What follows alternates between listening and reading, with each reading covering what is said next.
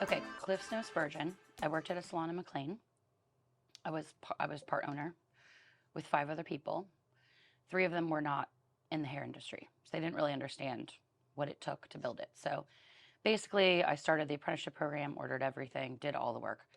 And so basically, the deal was that I would put in like sweat equity, and then when my daughter went to kindergarten, I would only work 4 days a week, so I could do PTA stuff. And when that actually occurred, then there was a big problem with that. They didn't want me to do it. So I basically started my own salon so that I could be home when my daughter got home from school because I was a single parent. And I just wanted women to have the freedom to take off when they needed to be with their kids. So that's basically how it all started. And it was just me for 5 years. I had an assistant here and there, but it was just me. How many years? 5. Okay. Because my daughter started kindergarten, then in 5th grade, that's when we moved to Percival. And so then I had one other stylist and then another one, and we just kept growing. How did you make the decision to keep hiring and growing? It seemed like a no-brainer because we had the space, we already had the product, and it would fill in the days that I couldn't be there. And it made sense to have the space full and busy all the days of the week.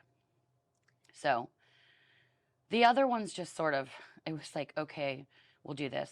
Okay, we'll make another room. Because at that point, expanding was like this room, then we take over this room. It was minimal investment as far as rent. It was like $400 extra, and it made sense financially. Mm-hmm. So it was really just very slow and organic. And how many years have you, so Jade is 10 years old, or 10? Yeah. She's 10, and then you move out here. How many years have you between now and then, for people that don't know that your daughter's graduating college soon? Right. What is that, like let's say 12 years? Percival's almost 12. Okay. So that would make it 17 total. Okay. Yeah. And where are you guys at right now in terms of space and we have 2 vision? spaces next door to each other. We expanded last year. So we actually have just had some reorganization. So we're figuring out what's going to happen with the second space. Okay.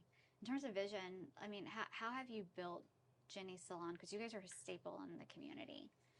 How have you built that, and like what's been the values that you've instilled within your team, culture, clients? Because I'm a Jenny's Salon client.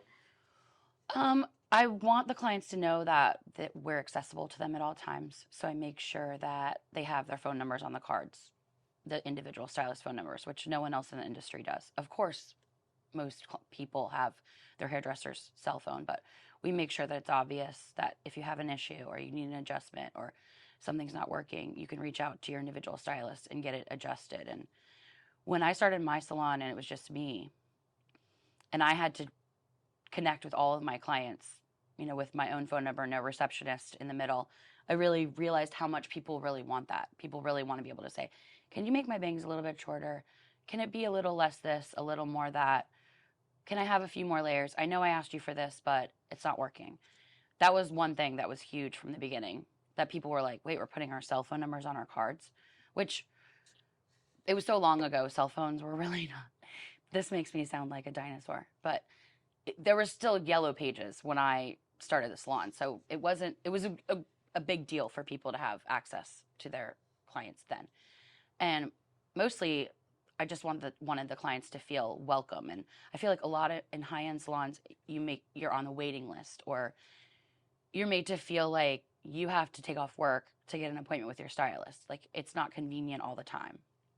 And I don't like that dynamic because it's a service industry and we're here to serve our clients and try to work with them and their schedules. And I feel like a lot of high-end places, they're like, we're not taking clients, we're not accepting clients anymore. Like, I want the clients to know that we do this for them. This business is for them. And without them, we're not here. So I guess making the clients feel important was another thing. Like they're valuable to us, and we want to do our best to make sure that their time is respected and that they get there in a convenient time for them and their families. You know what? You're right. I haven't been to any other high-end salons, In a so long I time. can't. But I mean, that's true. That dynamic that a lot of high-end businesses create is the complete opposite of what you do. Yeah. They are like, you're on a waiting list, or we're fully booked, you can't like get to us. Like, whereas you are completely opposite, to the point where Layla will go and brag to her friends because they're like, wait, you work with Jenny? Like, yourself? Like, Jenny actually cuts your hair and does your hair? I love And Layla's Layla. like, yeah. And so even before, I was like, Layla, Jenny doesn't need to do like the trim. Like, you can have, somebody else do it. I love her. And she was like, no, Mom, like, Jenny actually needs to be the one to do that. And I'm like, okay, that's fine. Let me see if she's available. Well, and that's the other thing. People are like, you cut kids' hair, or even little kids. I love Yeah. cutting little kids' hair. Yeah. Like, to me, that's part of like what I get out of it, you know? Yeah. I love the teenagers because I have a teenage girl. Yeah. And whenever everyone's like, oh, you cut little girls' hair, and that just makes my whole like week. Like, Yeah. so when you have a 23-year-old and then you get like a little 3-year-old with like their shoes on the wrong feet, you're Yeah. like, this is the best. Like, there's nothing like that. And they say Yeah. the cutest stuff, and they're so excited about a lollipop, you know? Yeah. Those things to me, like, they just make it all worthwhile. And you've got this like small town mannerisms and values Hmm. within your salon, like how you welcome people, how you listen to people, how Right. no matter who you're with, even if you've got like 3 or 4 people, that you're working with, you're able to make each person feel heard and loved. Well, that's been a journey. But because we started organically, most of those clients I know by name because they were one of 3 clients in the salon when we first started. So a lot of people, I mean, I saw a woman yesterday that I hadn't seen in like 5 years. And I guess she had moved somewhere and come back. And I was like, Victoria. And I mean, I don't think she recognized me because I'm sure I look so much older, but she like couldn't believe that I remembered who she was. But I saw her every 4 weeks for like 6 years, you know? Yeah. So it was really, that's what's so great about it. I love being in a small town. I love that you can't treat anyone just however you want to treat them. That it matters how you treat people in a small town. You know, you live in that place and you get your life, what you need for your life. You're living from that place, and you have to give back, and you have to like honor that because it's a relationship that you have with the community, Yeah. and you have to. It's important. It's a beautiful thing. It really is, and I don't think I would have really, really appreciated it until COVID. COVID was so humbling. How many people were so supportive and just buying things they didn't need. Like, just really, like, they had our backs big time, and we survived because of it. And I don't think that's the case for a lot of places or communities. We were really, really, we're so blessed to have the people that we have in our corner. Tell me a little bit about COVID. How did you guys? Just, it was really one day at a time.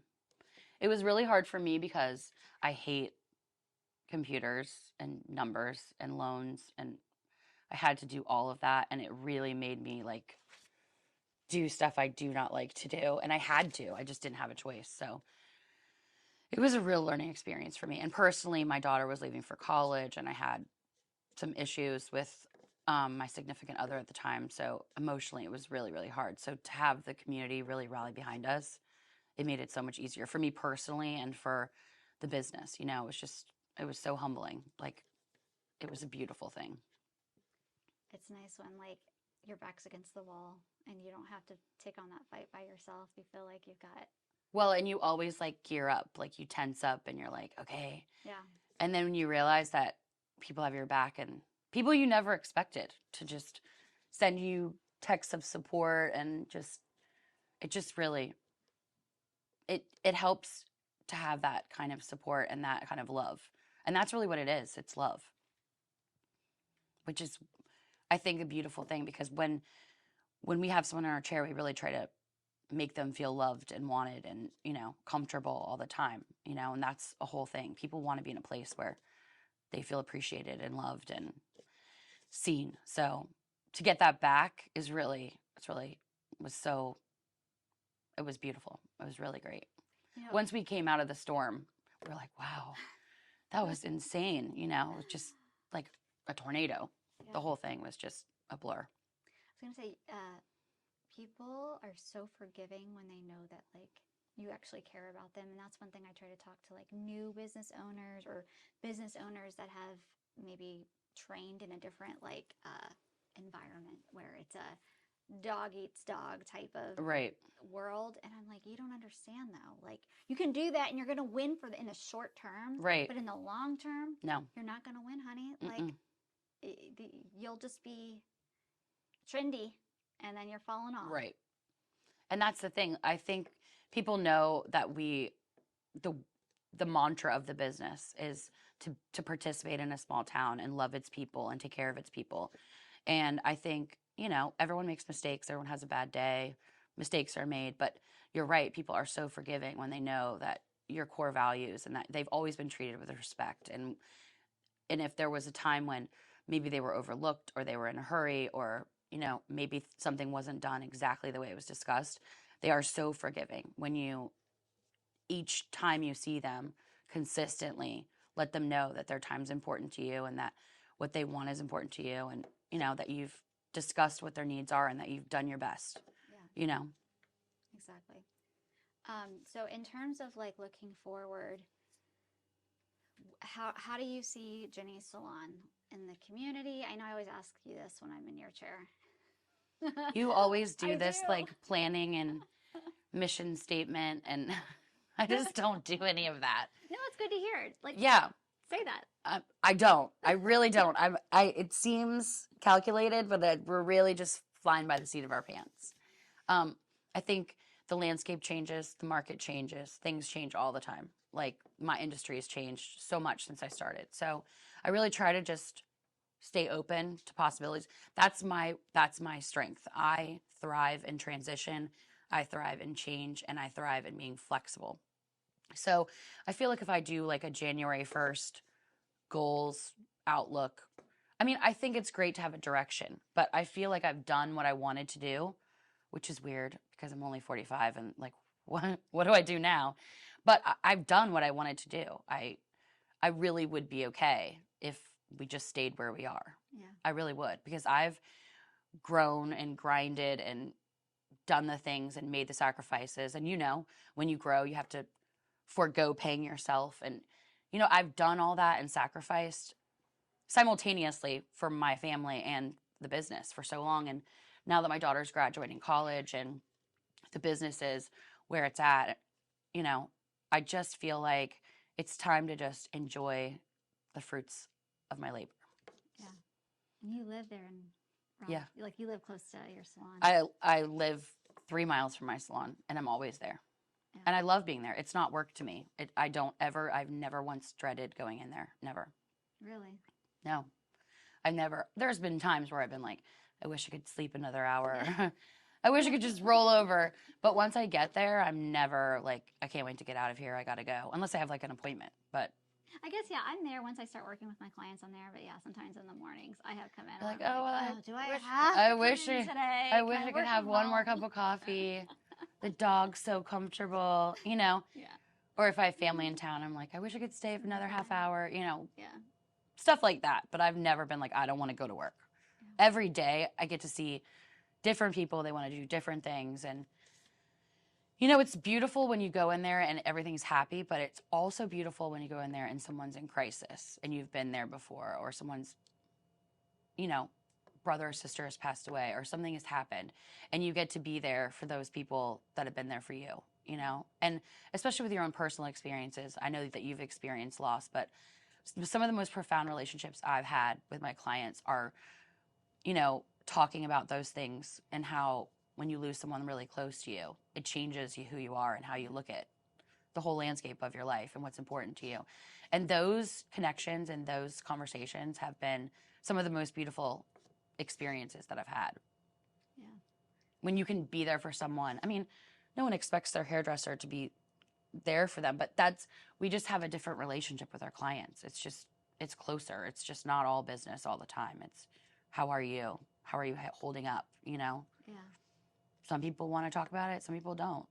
That's interesting you say that, because yeah, like when I experienced it, I didn't want to talk to anybody about it. I know. I didn't want like anyone to even know. Like I didn't want anybody to ask me, because like you're just holding on by a thread. You're like, I hope no one asks me. I hope no one asks me, because you're like, okay, today I'm okay. Yeah, I'm good. Today I'm all right. And I, when I lost my dad, I would be a song would come on and I would just have to go and like cry somewhere. In a minute, I'll be right Yeah, back. I just have to use the restroom. I'll be right back. And, you know, I think everyone can relate to that, you know. And so it's such a fun place and it's happy and most of the time, but some of the best times are when you can say, I know this is hard right now, but if you learn from this experience, like with when my dad passed, for instance, he always was the first one to say yes to all the family. We'll be there. We're coming. And I never did. I was like, I can't. I got to work. I'm a single mom. I can't.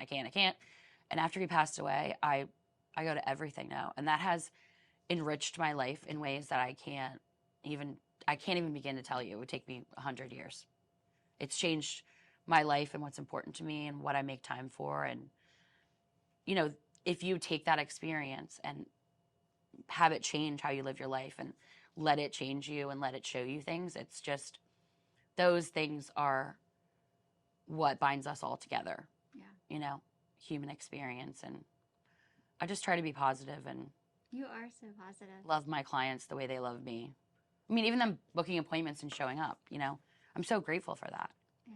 Not a lot of people have that. I'm on forums on Facebook where there's salon owners saying, we can't fill our books. We're so slow right now. And that's not the case for us. And it's a blessing. Even when you're probably full, you still figure out how to get somebody in. Well, actually yesterday something's going on with our booking system, and because there's been several people who have come in and said, I had an appointment and it canceled. And it's happened like 6 or 7. It's like I hate technology. It's like so bad. And I don't get it, you know? Yeah. So I'm like, oh, it's so frustrating. But somebody came in yesterday and I made it work and I was so busy, but You're like growing a third arm. Out yeah, I your was like, side, trying to... it's going to be just a minute, you know? But it worked out. Yeah. It always does. That's the thing. The younger stylists, the juniors, they always are like, and I'm like, it's going to be okay. It's fine. Just communicate. People understand. They know that we're working through a problem. Yeah. Yeah. And I think even just the life experiences as a junior, anything. Totally. I have so much respect for this generation and all the things that they face that we did not face. You know what, though? I feel like there is definitely a difference in the generations, because just like looking at my daughter, of the communication, I'm like, talk to people. Like, she's been through a lot just through school, through COVID, through looking at what happens, like how the world has shifted, technology has shifted. Communication is through here now. That is one thing that I wish, talking about communication, that the younger generation Me too. could look somebody in the eyeballs and say anything. I have girls that work for me that like don't order, like they won't go through the drive-through and order. They'll do like the mobile app and pick like they are uncomfortable ordering in the drive-through, like talking to a person like with the menu. It's not even a person. I mean, it is, but they're not right in front of you. I have girls that have anxiety and they have to like go outside for like 10 minutes. And it's definitely has to do with, you know, technology and all of that. But I think there's so much, they have so many gifts that we don't have. I agree. They were raised with way less racism and sexism and ageism than we were.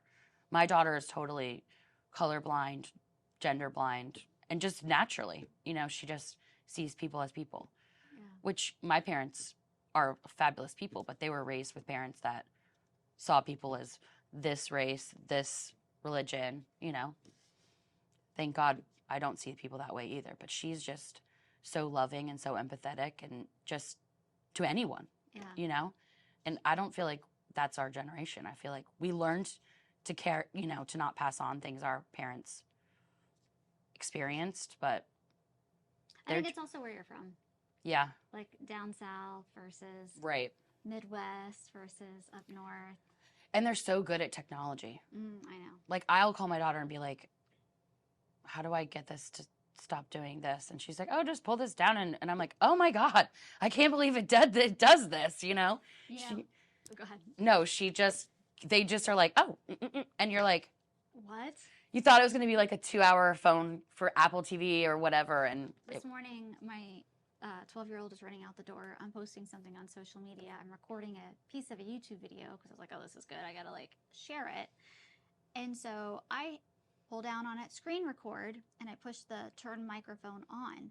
And he's over here trying to finish up his breakfast before he runs out the door. I'm like, quiet, be quiet. Because I don't want it to catch the sounds of like him Right. banging or like hitting something. And then afterwards, I'm like, okay, you can talk now. He's like, why'd you tell me to be quiet? I was like, because I was screen recording. And he's like, it doesn't record what you say. It just records from the phone. I'm like, no, it records what you say. And he's like, then turn off the microphone. And I'm like, oh, you have to turn on the microphone to get the audio. And he was like, no, Mom, test it. And then he's like running out the door. And I'm like, no, I'm right. And I test it. I'm like, oh, crap. I know. They know everything. I mean, I can't. Last week, my dog, I have a puppy, and he ate my Apple TV remote. And Jada was just like, oh, here, you just do this and you can do it from your phone. And I was like, this whole time I could use my phone as this And you're, remote. like, searching for and I was like, how do where's the, I tore my house apart. Cause you know, the Apple TV remote is this big. Yes. And like, it's like thin, like a credit card. Yeah. It was in my yard under all that snow. Oh my gosh. So it's And toast. now you don't even need it. Yeah. Yeah. I don't, That's your phone. it's just one of those things. So I wish I understood it like they do. Yeah. No. Because you could not feel any stupider when they're like, oh. And you're like, okay. I used to pride myself on being like very technology savvy. And Yeah. I'm like, Mom, or Layla You would say, are way Mom, more you're a technology. dinosaur. I'm Yeah. like, thanks, sweetheart. No, seriously. And then I see my mom do stuff on her phone and she's worse than me. Yeah. And I'm like, oh, she just doesn't understand it. And then 2 days later, I have the same situation where I look like a total idiot. In terms of just you personally, I know you said that you just want to live your best life at this Yes. point. What does that look like for you? I don't know. I really don't know. I have a lake house and I have been able to spend some time there. I would like to spend more time there just because it's just so it's recharge. It recharges my batteries and it's just nice to, I love the water.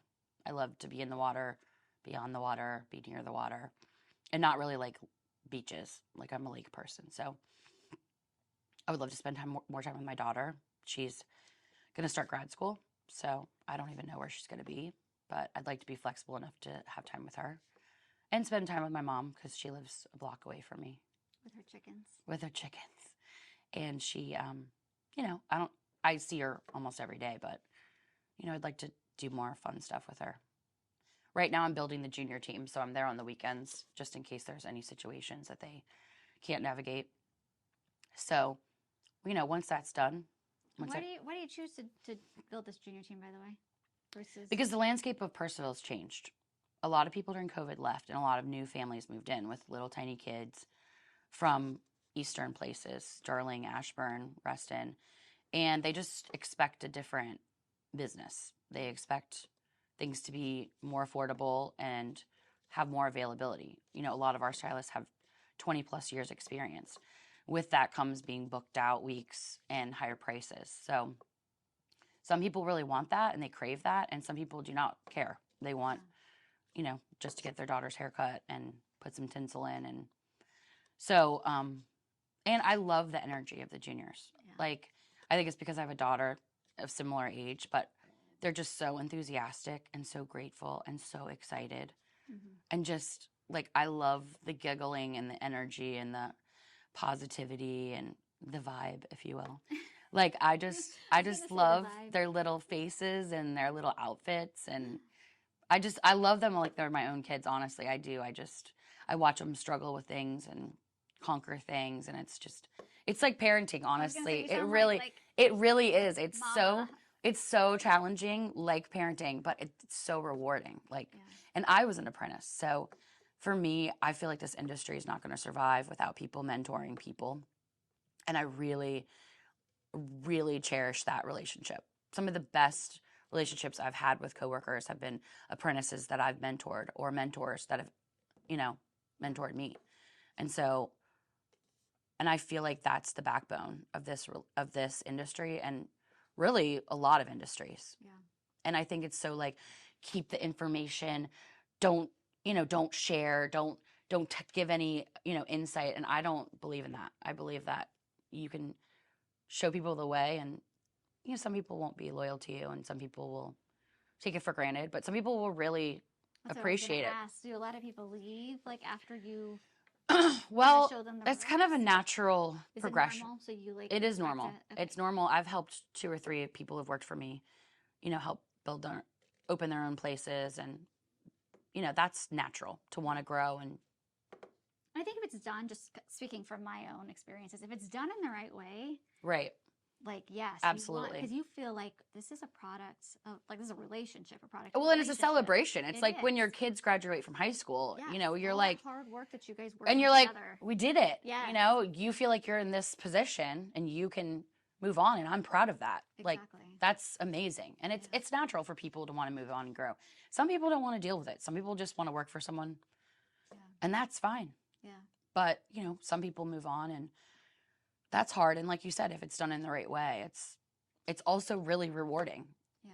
But, there's competition, but there's enough business for everybody. Yeah. There's honestly. no hair out there. Western Loudon is busting at the seams. Yeah. We have enough business to go around. So You talked about mentoring. You guys do a lot of training there at Jenny's Salon. I always ton. see you guys either we do. bringing someone in, you guys are flying out. We have. There wasn't a lot of flying out during COVID, but it's picking back up a lot. So we've had a couple girls. They just got certified in hand tied wefts, and which is extensions. Okay. It's basically like a weave, but Okay.